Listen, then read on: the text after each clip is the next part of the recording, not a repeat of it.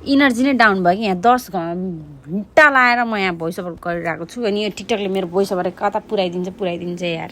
anyway guys just a little reminder love your self spoil your self अनि मैले चाहिँ सामानहरू अर्डर गरेको थिएँ अनि अनबक्सिङ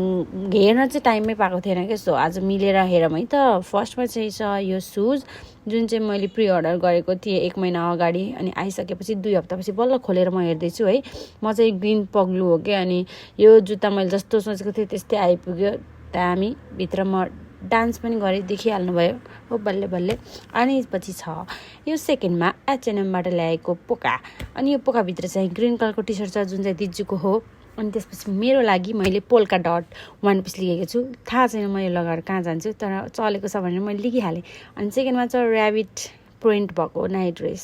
त्यो मलाई आवश्यक होइन कि जस्ट त्यो प्रिन्ट देखेर मात्र मैले लिएँ अनि थर्डमा छ यो